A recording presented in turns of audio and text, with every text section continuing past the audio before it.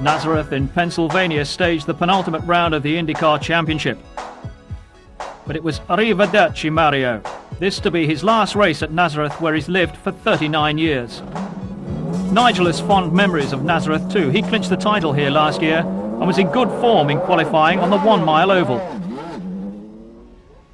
Unlike other ovals in the IndyCar series, Nazereth has only 3 turns instead of the regular 4, and it's probably the trickiest to drive of them all.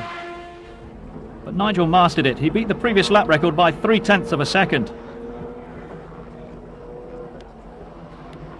Alan Jr. failed in qualifying, but Paul Tracy and Emerson Fittipaldi both learnt from his mistakes. Tracy 0.7 quicker than Mansell, Fittipaldi 0.08 faster than Tracy. Penske's 1 and 2 on the grid, Nigel third.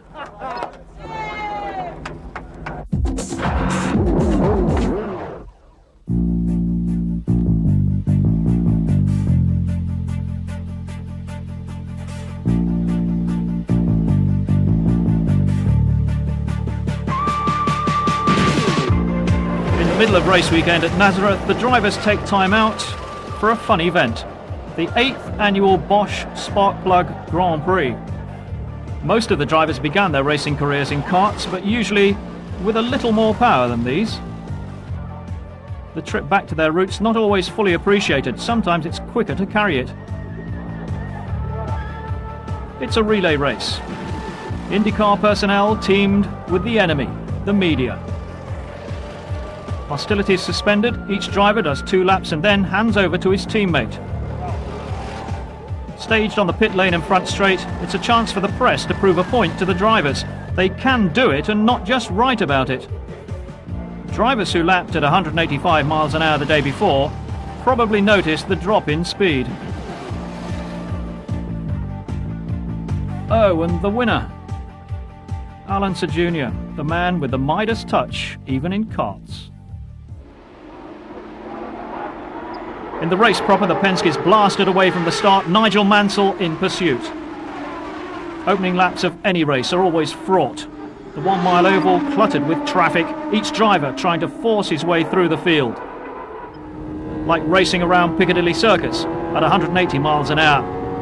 The Penske's out in front, the rest jockeying for minor positions.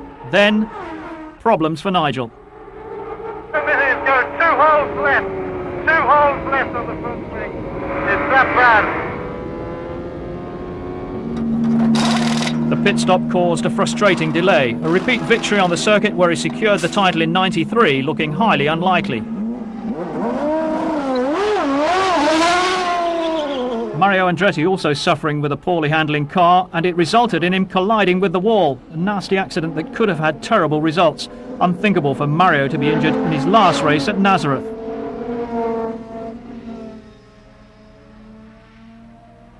Fortunately, he was unhurt, and only Eddie Cheever caught up in the aftermath.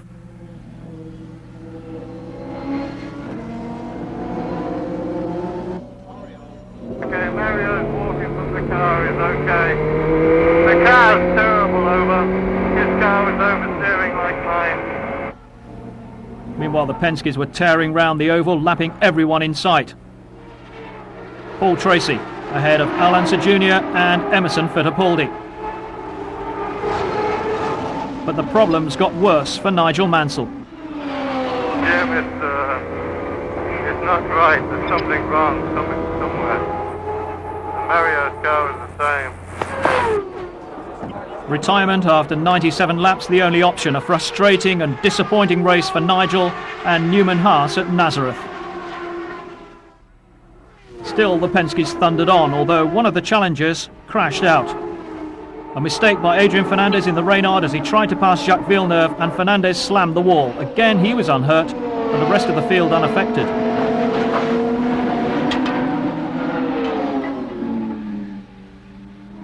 Lap 200, Paul Tracy in charge on course for his 2nd win of the season and his 1st ever on an oval. Alan Jr. and Emerson Fittipaldi were following 2nd and 3rd, so yet another 1-2-3 finish for Penske for the 5th time this season. Engineers tell us that it's very difficult to get an Indy car into that sweet spot on an oval. Is this true? Well, I mean, I'm very pleased to tell you that on all the oval races I've driven on, we've been close to that sweet spot. And I've never realised with the races I saw last year with certain people, Danny Sullivan, Bobby Rahal, and a number, Alan Jr. especially, actually park the cars in the race because they're too dangerous to drive. And I thought, well, how can that be? How can the cars be so off cue that you can't drive them? Unfortunately, as I said, I never experienced it. This year in 1994, I experienced it, and it's dreadful.